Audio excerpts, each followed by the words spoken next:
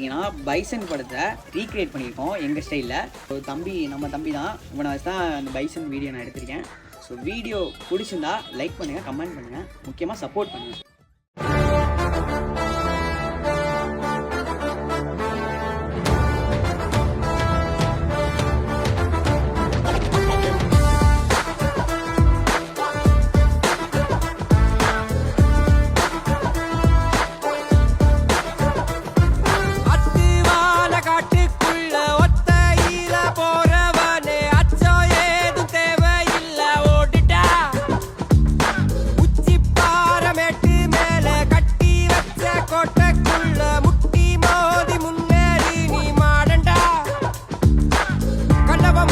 பட்டை இல்லடா, கண்ணுக்கு தெரிவது தட்டை இல்லடா, திமிருக்கு பகை இல்லடா, பயந்த உடலுக்கு உயிர் இல்லடா.